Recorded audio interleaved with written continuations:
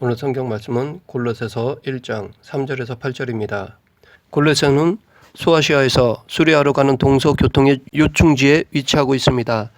그래서 자연히 골로새 지역은 동서 문물이 서로 만나는 교류 장소가 되어 물질이 풍부하였으며 상인들과 더불어 많은 여행객들의 출입이 잦았으므로 돈만 모이는 것이 아니라 일찍부터 갖가지 철학 및 종교 사상이 혼합되어 있었습니다.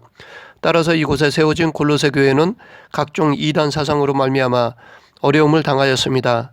그러나 역으로 보면 그런 곳에 복음의 씨앗을 뿌리는 것은 주변 지역에 복음을 확장하는 데 있어서 매우 중요하였습니다. 왜냐하면 교통의 요충지는 어느 곳보다 복음이 빠르게 확산될 수 있기 때문입니다. 이처럼 하나님께서 사용하시면 세상적인 단점이 장점으로 얼마든지 바뀔 수 있습니다. 우리의 모든 여건과 상황을 믿음으로 바라본다면 세상의 단점을 장점으로 활용할 수 있는 것들이 많이 있습니다. 우리의 고정관념을 벗어버린다면 이것을 볼 수가 있습니다. 사도 바울이 본서신을 기록하게 된 직접적인 동기는 에바브라가 당시 골로새 교회를 위협하는 혼합주의적인 이단들의 가르침에 대한 소식을 전했기 때문입니다. 본서에서 에바브라가 전한 이단들의 가르침이 무엇이냐 하는 것에 대해서는 직접적으로 말하고 있지는 않지만 다음 몇 가지로 생각해 볼 수 있습니다. 첫째로 절기를 지키는 것이나 부정한 음식으로 규정된 특정한 음식을 금하여 정결을 유지하는 유대주의적 관습이나 할례에 관한 문제였습니다. 둘째는 당시 만연해 있던 헬라 철학 사상이었습니다. 사도 바울은 이것들을 세상의 초등 학문이라고 규정하여 경계하도록 하였습니다. 셋째는 예수 그리스도의 신성을 부인하여 그리스도의 유일하신 중보자요 구원자 되심을 부인하는 것이었습니다. 넷째는 영주주의 사상과 관련된 것으로 천사 숭배 사상과 금욕주의 사상들이었습니다. 바울은 이와 같은 잘못된 거짓 가르침에 빠질 위험에 처해 있는 골로새 교회로 하여금 그리스도만이 유일한 구원자이시오 그분만이 하나님과 사람 사이의 중보자이심을 믿도록 하였습니다. 그리고 골로새 성도들이 이러한 잘못된 가르침을 물리치고 견고한 신앙을 가지며 성결한 생활을 하도록 하기 위해 본서를 기록하였습니다. 그 중에 오늘 우리가 읽은 본문은 서론에 해당되는 부분입니다. 오늘 본문을 통해 감사에 묻어 있는 지금 우리들에게 필요한 교훈을 살펴보겠습니다. 바울은 1절, 2절에서 다른 서신과 마찬가지로 발신자와 수신자를 밝히고 사도적 축도로 문안 인사를 드리고 있습니다. 여기서 바울은 자신을 소개함에 있어서 하나님의 뜻이라고 말하였습니다. 이것은 자신의 사도권의 기원을 밝히는 것으로 자기의 사도권의 기원을 하나님께 두는 것이었습니다. 이렇게 그가 직접 자기의 사도권의 기원을 밝힌 이유는 당시 바울의 사도권을 업신여기려는 거짓 사도들이 있었기 때문입니다. 그런데 여기서 바울은 발신자의 자기만 아니라 디모데오도 함께 언급하였습니다. 이것은 골로새 성도들이 바울을 직접 본 적이 없었기 때문에 그들이 잘 알고 있는 디모데를 자신과 함께 소개함으로써 그들에게 친근감을 주고자 한 것이라고 생각됩니다. 친근감을 주어 자기의 권면을 거부감 없이 받아들일 수 있도록 하기 위한 조치였다고 봅니다. 계속해서 3절을 보면 우리가 너희를 위하여 기도할 때마다 하나님 곧 우리 주 예수 그리스도의 아버지께 감사하노라 라고 하였습니다. 바울이 몸소 골로새 교회를 방문한 적은 없습니다. 그러나 바울은 골로새 교회를 위해 기도하였습니다. 자기가 직접 세운 교회도 아닌데도 그 교회를 위해 기도하였습니다. 그리고 감사하였습니다. 이것은 곧 바울이 골로새 교회를 위해 피상적으로 혹은 형식적으로 기도한 것이 아니라는 것을 보여줍니다. 바울은 골로새 교회의 성도들을 남으로 여기지 않고 같은 예수님의 제자로 동등하게 여기며 진정으로 그들을 위해 기도하였고 감사했던 것입니다. 여기서 우리는 자신이 직접 세우지 않았으며 한 번도 방문한 적도 없는 교회까지 큰 관심을 보인 바울의 사도로서의 뜨거운 열정을 볼 수 있습니다. 이렇게 성도는 누구를 사랑할 때 바울처럼 하나님 앞에 나아가 무릎을 꿇는 것은 너무나 자연스러운 현상입니다. 왜냐하면 상대를 사랑한다면 하나님의 은총이 그에게 임하기를 소원하기 때문입니다. 그런데 아무리 사랑해도 얼굴을 볼 수 없는 상황이 되면 그들에 대한 사랑과 관심이 줄어들 수가 있습니다. 사랑이 식어질 수 있습니다. 혹은 형식적이 될 수 있습니다. 하지만 바울은 시간이 지나도 형편이 어려워도 골로새 교회에 대해 조금이라도 사랑이 식거나 줄어들지 않았습니다. 눈으로 직접 보지 못해도 여전히 그들에 대한 사랑은 뜨거웠습니다. 또한 교회만큼 하나가 되지 못하는 곳도 없습니다.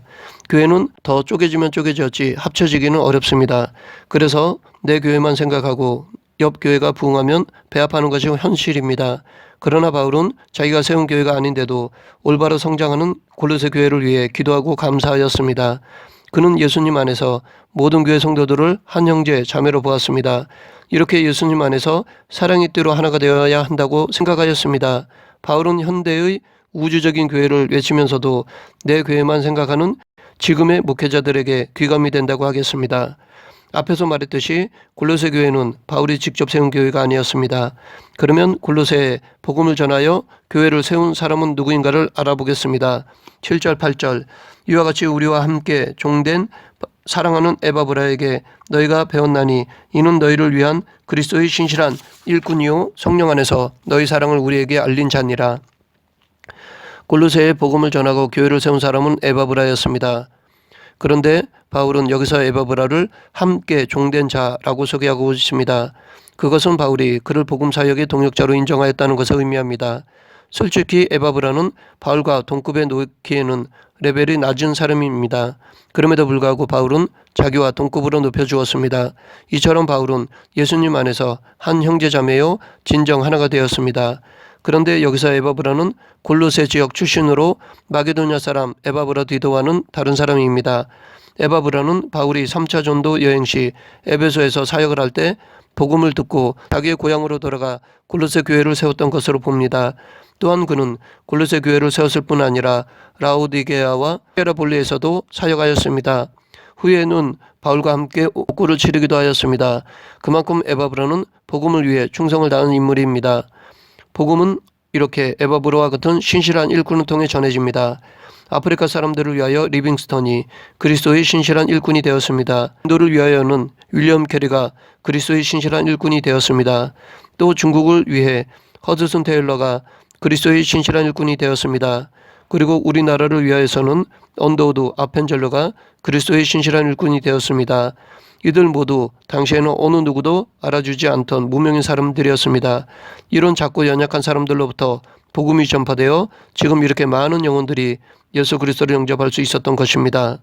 계속해서 그러면 골로새 교회 성도들은 에바브라가 전한 복음을 어떻게 받아들였을까요? 복음에 대한 골로새 교회 성도들의 태도는 어땠나 알아보겠습니다.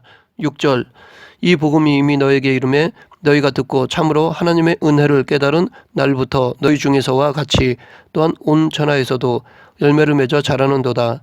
에바브라가 복음을 골로새 지역에 전파할 때 이들은 그 복음을 거부하지 않고 귀담아 들었습니다. 복음을 마음 중심으로 듣고 하나님의 은혜를 깨달았습니다. 골로새 교회 성도들은 단지 복음의 내용을 들어서 알 정도가 아니라 그 복음의 의미를 온전히 깨달았습니다. 이것은 이들이 똑똑해서나 영적으로 뛰어나서가 아닙니다.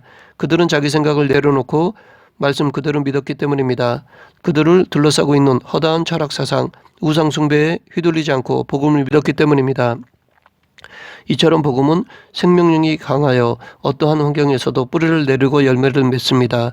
더 합리적인 생각이 지배하고 쾌락으로 유혹하는 곳에서도 얼마든지 복음이 전파되는데 이것은 그곳에도 거룩한 성도들이 예비되어 있기 때문입니다. 하나님의 작정된 자녀들이 있기 때문입니다. 그러므로 우리는 우리가 환경을 판단하지 말고 예비된 자를 위해 복음을 전해야 합니다. 물론 그 예비된 자가 누구인지 우리는 모를 수 있습니다. 그렇기 때문에 우리는 모든 사람들을 대상으로 복음을 전해야 합니다. 그러면 우리가 전하는 복음을 듣고 영접할 사람들이 있을 것입니다. 어쩌면 바울의 경험과 같이 지금 가장 나를 핍박하는 사람이 예비된 자일 수도 있습니다. 그러므로 우리는 현상에 얽매이지 말고 복음을 전해야 합니다. 이런 이유로 바울은 여기서 너희 중에서와 같이 또한 온 천하에서도 열매를 맺어 자라는도다라고 말한 것입니다. 이것은 복음의 보편성을 말하는 것입니다. 즉 복음은 골로새뿐 아니라 온 천하에 전파되어야 할 것이며 복음이 전파되는 곳이면 어느 곳이나 열매를 맺는다는 것입니다. 그러므로 복음이 전파되지 못할 곳은 이 세상에 없습니다.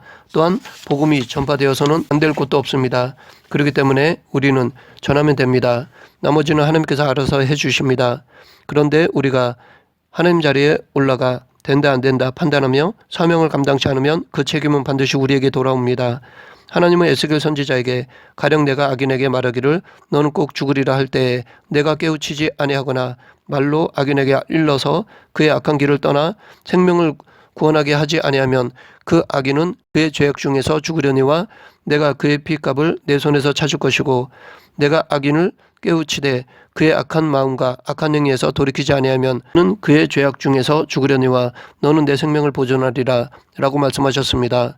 즉 복음 전하는 자는 듣는 자들의 반응에 신경 쓰지 말고 전하는 자로서의 책임을 다하라는 것입니다. 결과에 상관없이 책임을 다하는 자에게 하나님은 상급을 주신다는 말씀입니다. 이제부터 바울이 골로새 교회 성도들로 말미암아 하나님께 감사한 이유를 살펴보겠습니다. 4절 5절 이는 그리스도 예수 안에서 너희 믿음과 모든 성도에 대한 사랑을 들었으며 너희를 위하여 하늘에 쌓아둔 소망으로 말미암음이니 곧 너희가 전에 복음 진리의 말씀을 들은 것이라. 바울이 감사하는 첫 번째 이유는 골로새 교회 성도들의 믿음 때문입니다. 바울은 여기서 골로새 교회 성도들의 믿음을 그리스도 예수 안에서의 믿음이라고 말하고 있습니다. 왜냐하면 그리스도 예수 안에서의 믿음이 참 믿음이기 때문입니다. 만약 예수님을 그리스도로 인정하지 않으면 그것은 잘못된 믿음이요 이단입니다. 이 기준은 지금도 마찬가지고 앞으로도 계속될 것입니다. 예수님을 그리스도로 하나님의 아들로 인정하지 않는 자는 모두 불신자요 사탄의 하수인입니다. 계속해서 바울이 감사하게 된 두 번째 이유는 골로새 교회 성도들의 사랑 때문입니다. 여기서 말하는 사랑은 단순히 인간적인 사랑이 아니라 믿음의 바탕을 둔 거룩한 사랑을 의미합니다. 이러한 거룩한 사랑을 골로새 성도들이 나누었다는 것은 그들이 신분과 계층에 관계없이 진실된 사랑을 나누었다는 것을 증명합니다. 그만큼 골로새 성도들의 믿음은 성숙하였습니다. 또한 이 사랑은 성도들 간의 사랑뿐 아니라 성도를 뛰어넘어 불신자들에 대한 사랑도 포함하고 있습니다. 사랑은 믿음과 긴밀하게 결합되어 있습니다. 왜냐하면 사랑은 믿음의 구체적인 행동이기 때문입니다. 다시 말해 사랑은 믿음의 열매요 참 증거입니다. 그런 차원에서 예수님은 너희가 서로 사랑하면 이로써 모든 사람이 너희가 내 제자인 줄 알리라 라고 말씀하셨던 것입니다. 즉 예수님에 대한 믿음은 사랑을 통해 증명된다는 것입니다. 이처럼 하나님에 대한 믿음은 곧 하나님에 대한 사랑이고 이것은 이웃의 사랑으로 가시화됩니다. 그러므로 믿음과 사랑은 떨어지지 않는 동전의 양면과 같습니다. 마지막으로 바울이 감사하는 세 번째 이유는 골로새 교회 성도들의 소망 때문입니다. 골로새 교회 성도들은 이 세상이 아니라 하늘의 소망을 쌓아두었습니다. 이런 골로새 교회 성도들의 소망은 어떤 철학적 사상이나 이성적 상상에서 비롯된 것이 아니라 복음에서 비롯된 것입니다. 사실 믿음과 사랑이 아무리 풍성하다 하더라도 소망이 없다면 한낱 도덕적 선함이나 수양으로만 그칠 수 있습니다. 즉 그런 믿음과 사랑은 자기 만족을 위한 행위에 불과합니다. 맹목적인 믿음과 사랑이 세상 사람들에게는 대단해 보이고 좋아 보일 수 있지만 그것은 올바르지 않은 것입니다. 왜냐하면 소망이 없는 믿음, 소망이 없는 사랑은 오래가지 못하기 때문입니다. 언제라도 마음이 바뀌면 그만두거나 반대의 행동을 취할 수 있습니다. 하지만 그리스도인의 믿음과 사랑에는 천국에 대한 소망이 있기 때문에 힘들어도 중도에 포기하거나 변하거나 배교하지 않습니다. 소망은 어떤 고난도 이겨낼 수 있는 힘을 줍니다. 지금 우리가 힘들어도 살아가는 것은 더 좋은 내일을 소망하기 때문일 것입니다. 그래서 소망은 중요합니다. 지금까지 살펴보았듯이 바울은 골로새 교회 성도들의 믿음, 소망, 사랑에 대해 하나님께 감사하였습니다. 이 믿음, 소망, 사랑은 성도로서 반드시 갖춰야 할 것입니다. 예수님의 가르침과 사역도 이 세 가지로 정리할 수 있습니다.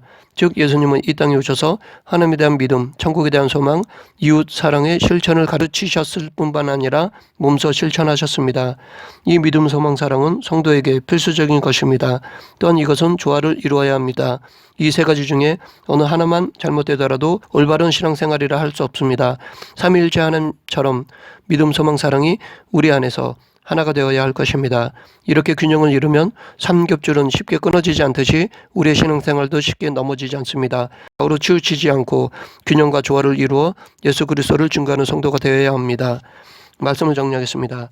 바울은 에바브라가 세운 골로새 교회 성도들의 소식을 듣고 하나님께 감사하였는데 그 이유는 첫째, 그들에게 그리스도 예수 안에서의 믿음이 있었기 때문입니다.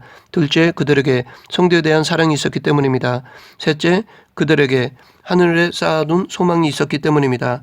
비록 당시로서는 무명의 에바브라에 의해 세워진 교회였지만 하나님께서 원하는 믿음, 소망, 사랑을 온전히 소유했기 때문에 바울은 골로새 교회로 말미암아 하나님께 감사하였습니다.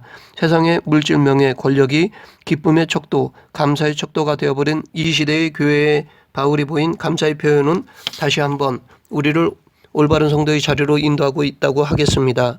우리도 바울처럼 올바른 믿음을 감사의 제목으로 드렸으면 합니다. 세상의 부귀영화가 아닌 믿음, 소망, 사랑이 넘쳐 흐르는 교회가 되어 그것만으로도 하나님께 감사하는 성도가 되길 간절히 축원합니다.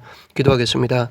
사랑과 은혜가 풍성하신 하나님 아버지, 저희를 위해서 늘 감사하는 마음을 가졌던 사도 바울처럼 저희 또한 세상의 어떠한 영화가 아닌 진정 복음 전파에 대해 하나님께 감사할 수 있는 그런 성도들이 되게 하여 주시옵소서. 예수님 이름으로 기도드립니다. 아멘.